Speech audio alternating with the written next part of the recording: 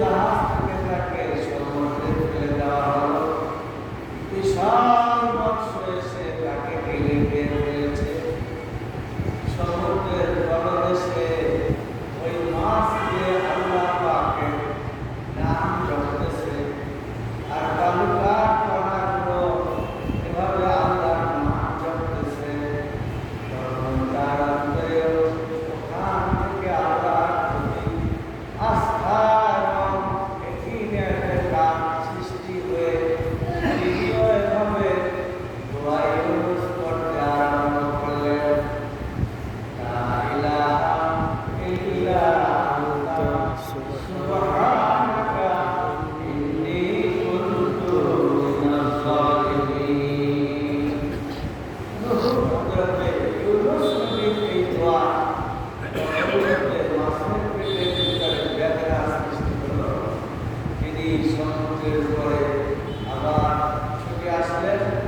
আস্তে আস্তে মরুভূমির ভিতরে উঠে গেলেন। তার চরম পেটের বেদনার কারণে উঠে অক্ষত অবস্থায় 40 দিন পর হযরত নূহ আলাইহিস সালামকে এই বমি করে গলা থেকে বের করে এভাবে রাখলেন খোলা আকাশের নিচে। ভাবে রেখে আল্লাহ চেষ্টা দিয়ে ওখানে কদু গাছ লাগায় পাতাগুলো বড় করে তাকে ছায়া দিয়ে কুদরতিভাবে লালন পালন করলেন। হযরত মুসা কালিমুল্লাহ ফেরাউনের অত্যাচারে নিপীড়নের নির্যাতনে এভাবে আল্লাহ সাহায্য প্রার্থনা করলেন। আল্লাহ বললেন, এভাবে লোহিত সাগর পাহাড়ের কুলকুলের মধ্যে হাতের লাঠি দিয়ে আঘাত করো। আঘাত করার সাথে সাথে রাস্তা হয়ে গেল। সমুদ্রের ভিতর দিয়ে রাস্তা দিয়ে শক্ত রাস্তা দিয়ে তার কামলা নিয়ে অপর দিকে তারা পৌঁছে গেলেন। পেছন দিক থেকে ফেরাউনের দলবল নিয়ে সৈন্যবাহিনী ঘোড়া লস্কর নিয়ে তাদেরকে ধোয়া করল। মধ্যবর্তী জায়গায় যখন আসলো আবার পানিকে হুকুম দিলেন। পানি এভাবে মিশে গেল, তার অবস্থানে ফিরে আসলো। সকল সৈন্য সমান্ত এবং অস্ত্র-শস্ত্র, গোলাবারুদ এবং তাদের লেজা শক্তি ঢাল এবং রসদ ঘোড়া উট সব কিছু দিয়ে ওই নদীর ভিতরে তারা চিরতরে নিমজ্জিত হয়ে গেল। সেই ঘটনাটি ঘটেছিল এই হযরত ইব্রাহিম আলাইহিস সালাম আল্লাহ বান্দা মিল্লাতা ইব্রাহিম ওয়া সাম্মাহুল মুসলিমিন। ইব্রাহিম আলাইহিস সালাম মুসলিম মিল্লাতের পিতা, মুসলিম জাতির পিতা। হযরত ইব্রাহিম আলাইহিস সালামের পরে তৎকালীন শাসক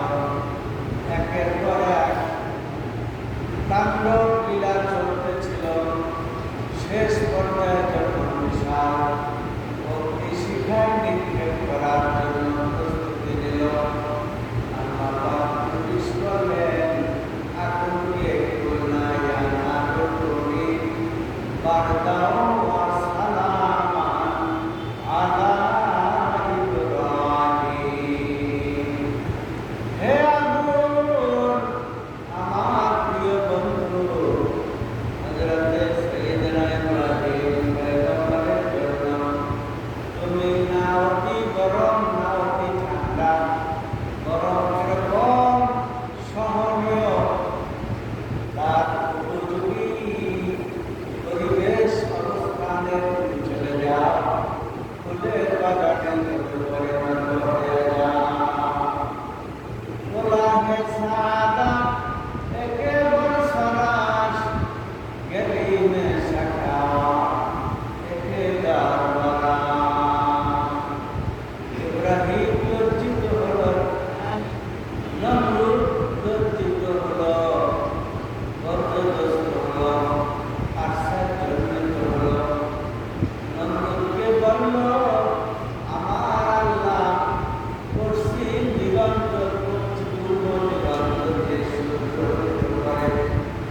তুমি যদি পারো সূর্যটাকে পশ্চিম দিগন্ত দিয়ে উঠাইয়া দেখাও।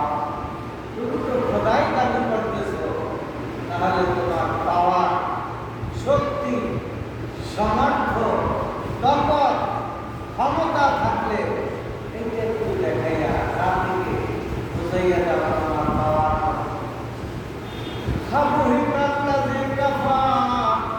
আল্লাহ পাক কোরআন কারিমে বলেন, এই কথা শোনা মাত্র নমরুদ তার মাথা হেঁটে গেল, সে হাতটা কাটিয়ে গেল।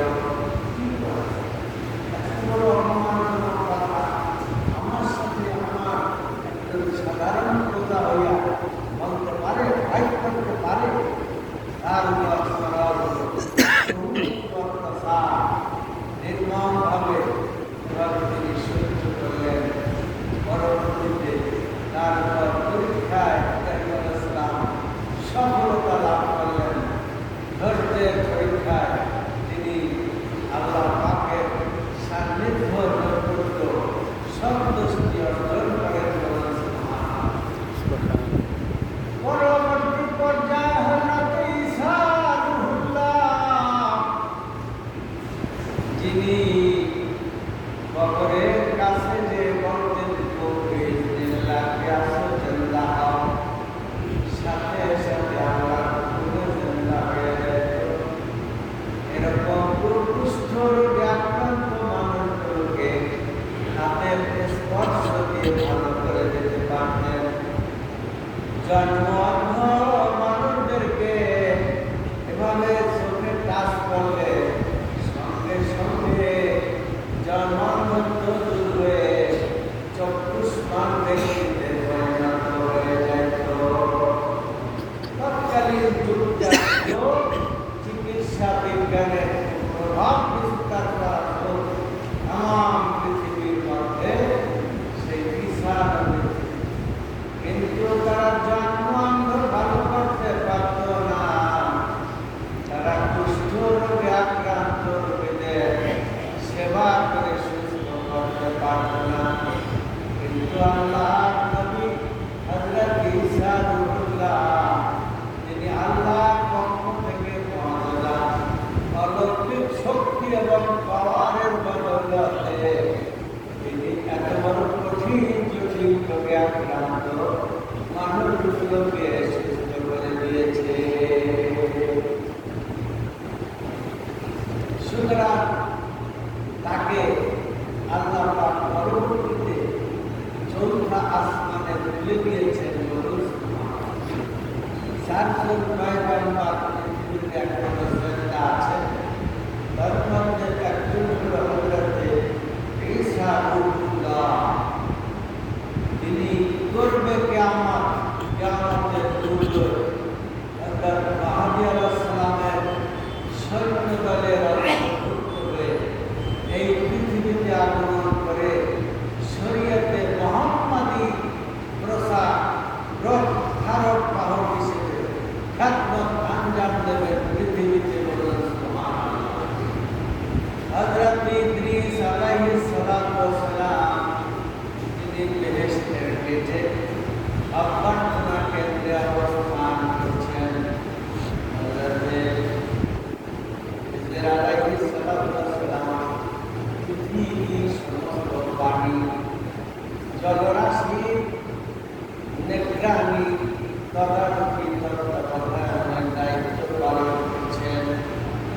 হযরত ইলিয়াস আলাইহিস সালাম, তিনি পৃথিবীর পাহাড় পর্বতগিরি এগুলোর পরিচর্যার দায়িত্বে রয়েছেন।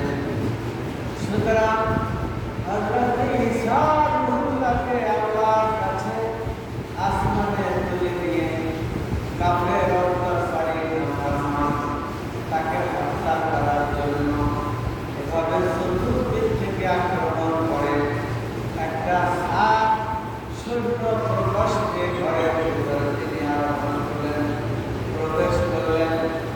ফলে আসমানের ফেরেশতা পাঠাইয়া সেই ঘর থেকে আল্লাহ তাকে তুলে নিয়েছেন। ওই বনি ইসরাইল কওমের যে লিডাররা ছিল তাকে হত্যা করে যুদ্ধ করে মারবে। তারা করল ঢোকার সাথে সাথে আল্লাহ রাব্বুল আলামিন ওই যে ইহুদি সর্দার, ওই নাসারাদের সর্দার লিডার তাকে ঈসা পয়গম্বরের ছবি সুরতে পরিণত করে দিলেন। ঘরের ভিতরে ঢুকলো, ঢোকার পরে তার সুরত বদলে গেল। তাকে দেখায় হযরত ঈসা সুরত, শেকেল, বডি, স্কেলেটন সব কিছু দেখায়। তাকে মনে করে, তাকে ঈসা মনে করে তার দলের লোকেরাই তাকে পাকড়াও করে সকলের সামনে এভাবে শুলিবিদ্ধ করে মৃত্যু দিয়ে দেয়, ফাঁসি দিয়ে দেয়। এবং তাদের মধ্যে কয়েকটি গ্রুপ আছে, প্রোটেস্ট্যান্ট, ক্যাথলিক, তারপরে এভাবে আছে তারা কেউ তৃতীয়বাদে বিশ্বাসী, তিন খোদায় বিশ্বাসী, কেউ দুই খোদায় বিশ্বাসী, ঈসাকেও খোদা হিসেবে বলে বা খোদার পুত্র হিসেবে আখ্যায়িত করে। আল্লাহর কোন স্ত্রী আছে, আল্লাহর কোন সন্তান সন্ততি আছে, আল্লাহর কোন জন্ম আছে, আল্লাহর কোন মৃত্যু আছে, আল্লাহকে কেউ জন্ম দেয়, আল্লাহকে কার কাছ থেকে এবং জন্মগ্রহণ করেছে, সব থেকে আল্লাহ পবিত্র। সেই একই কাজ আমাদের অন্তরের মধ্যে রাখা বলেন ঠিক। সুতরাং তাকে সুবিদিত করে মৃত্যু দেওয়া হলো। এখন তাদের কওমের মধ্যে তারা তাকে এইভাবে এরকম ক্রুশ চিহ্ন দিয়ে, প্লাস চিহ্ন দিয়ে তাদের যত ঘর আছে, তাদের উপাসনালয়, গির্জা এবং পেটরা, গির্জা এগুলোর ভিতরে এইরকম একটা চিহ্ন দিয়া প্রসার করতে চায় যে আমাদের নবী হযরত ঈসা তিনি ছিল ইবনুল্লাহ, আল্লাহ তার বড় ক্ষমতা, তিনি এভাবে অথচ তিনি আল্লাহ, আমাদের নবী তিনি আল্লাহর বান্দা, মুহাম্মদুর রাসূলুল্লাহ আব্দুহু ওয়া রাসূলুহু, তিনি আল্লাহর বান্দা এবং আল্লাহর প্রেরিত রাসূল। পরিশেষে এই দশম মহাকাব্য সংঘটিত হয় আমাদের প্রিয়তম নবী নাতি হযরতে আলীউল মাওলা শেরে খোদা, তার পরিচয় পুত্রা সন্তান, বেহেশতের রমণীদের সর্দার, মহিলাদের সর্দার হযরত ফাতিমাতুজ জাহরা, তার নয়নের মণি হযরত ইমাম হুসাইন, তার দুই পুত্র, একজন হাসান আর একজন কিনা হুসাইন। হাসান করল জহরেতে, হুসাইন শহীদ কারবালায়। জহর মানে বিষ, বিষ খাওয়াইয়া তার স্ত্রী তাকে এভাবে দুনিয়া থেকে শাহাদাতের অমীয় শরাব পান করাইছে। স্ত্রী যেহেতু এই সমস্ত কার্যক্রম নবীদের এভাবে বংশের লোকদের উপরে অত্যাচারী শাসক গোষ্ঠী জুলুম দৃষ্টি এবং এভাবে ইয়াজিদ বাহিনী কর্তৃক বহু পূর্বের প্ল্যানটি অবস্থার ষড়যন্ত্র সংক্রান্ত করে দুনিয়া থেকে নবীর পবিত্র দুইজনকে খতম করবে। এজন্য তার স্ত্রীকে বড় ধরনের সুযোগ সুবিধা, ধন-দৌলত, অর্থ সম্পদের প্রলোভন দিয়া তাকে মারা এবং ভাগ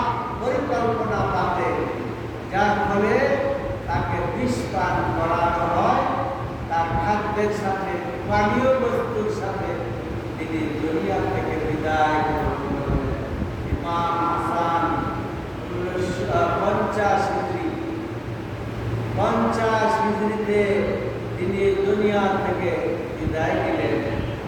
এখন ওই ষড়যন্ত্রকারীদের ষড়যন্ত্র রয়েছে, এখন রয়েছে হযরত ইমাম হুসাইন, তাকেও পরিকল্পনা করে শহীদ করবে। সেই চক্রান্ত সংযুক্ত হলো এই 10 মুহররম। ধীরে ধীরে আজ সেই মুহররম মহিনা এক চাই মর্সিয়া গ্রন্থন জানি না কাটতে কি হবে, হুতাশ করলে কি হবে, আফসোস আক্ষেপ করলে কি হবে, বরঞ্চ ত্যাগের শিক্ষা গ্রহণ করে ইমাম হুসাইনের আদর্শকে বুকে লালন করে তার চরিত্রকে অন্তরে ধারণ করে তার আদর্শকে সমাজে বাস্তবায়ন করার জন্য শিক্ষা দীক্ষা গ্রহণ করাই হবে আমাদের মূল কাজ। এবং অন্যায় অপরাধ এবং অত্যাচারী নির্যাতনকারী এরকম ক্ষমতাশীল স্বার্থান্বেষী এবং স্বার্থপর মানুষদের বিরুদ্ধে বুক পেতে রুখে দাঁড়াতে হবে। সেই শিক্ষা কে দিয়েছেন? হযরত ইমাম হুসাইন। এভাবে মদিনার গভর্নমেন্ট যে ছিল তার মাধ্যমে ইয়াজিদের লিখলেন চিঠি যে তাকে 10 দফা করতে পাওয়া ইয়াজিদের বর্ষতা স্বীকার করার জন্য। সে যদি বর্ষতা স্বীকার করে সে সুখে শান্তিতে মসজিদে মদিনার মসজিদে সে আসীন করে থাকবে। এবং তিনি এখানে দস্তখত করতে রাজি হন নাই, তিনি আপোষ করেন নাই বাতিলের সাথে। এই ছিল আমাদের জন্য শিক্ষা। এই জন্য কবি সম্রাট আল্লামা ইকবাল বলেন যে वक्त में हुसैन असल में मर गया था, इस्लाम जिंदा होता है हर करबला के बाद। প্রকৃতপক্ষে ইমাম হুসাইন শহীদ হয় নাই, বরঞ্চ তার শত্রু তার চরম দুশ্মন ইয়াজিদি ধ্বংস হয়েছে। এবং এক একটা ইনকিলাব, এক একটা এরকম কারবালা, এক একটা বিপ্লবের পরই ইসলামী পতাকা উদ্দীন হয়েছে। এরকম মানবতার বিকাশ ঘটেছে, সত্যের জয় হয়েছে এবং বাতিলের সাথে আপোষহীন সংগ্রামে ইসলাম বিজয়ী হয়েছে। সুতরাং সেই শিক্ষা দিয়ে গেলেন আমাদেরকে হযরত ইমাম হুসাইন 61 হিজরি কারবালা প্রান্তরে 72 জন তার নিজস্ব আপনজন ঘনিষ্ঠ লোকদেরকে ইয়াজিদ বাহিনী চিরতরে দুনিয়া থেকে এরা শাহাদাতের রঙে শরাব পান করে তাদেরকে বিদায় করে দিল ফোরাত নদী পাশে। কিন্তু ফোরাত নদী থেকে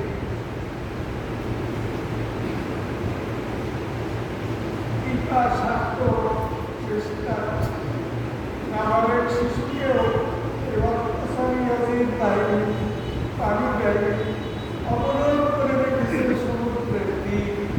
আল্লাহর সৈন্য দিয়ে সেই নির্মম অত্যাচার নিপীড়ন নির্যাতন করেছিল। প্রকৃত হিন্দু নবী ইমাম হুসাইনের পরে তিনি সত্যের প্রবর্তক ছিলেন। কোন স্বার্থান্বেষী এভাবে রাষ্ট্র পরোয়া করেন নাই, মৃত্যুকে পরোয়া করেন নাই। ইসলামকে সমুন্নত রাখার জন্য, সুপ্রতিষ্ঠিত করার জন্য জান কোরবান করেছেন, উৎসর্গ করেছেন। আমাদেরকেও তার আদর্শের অনুসারী হয়ে আমাদেরকেও বাতিলের মোকাবেলায় প্রয়োজনে জান দিতে হবে। আল্লাহ এই রক্ষিতে আজি দিতে হবে কথা। তসবির দানা গণনা শুধু হুজরার মাঝে বসে ময়দানে নামো, হিম্মত করো, শমশির ধরো বসে। ওই 16 আলফে সানিক বিপ্লবী ফরমান আল্লাহ দিন রক্ষিতে আজি দিতে হবে গর্দান, গর্দান দিতে হবে, তাও দিতে হবে।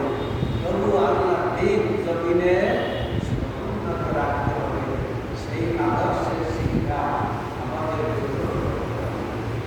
হযরতে ইমাম হুসাইন রাদিয়াল্লাহু তাআলা সার মোবারক এইটা আদিমি যুগে এভাবে মিশরের কায়রো সিটিতে মসজিদ ইমাম হুসাইনের সেখানে নিয়ে যাওয়া হয়, সেখানে সমাধিস্থ করা হয় এবং তার দেহ মোবারক কারবালায় এভাবে সমাহিত করা হয়। আমি মিশরে দুইবার রাষ্ট্রীয়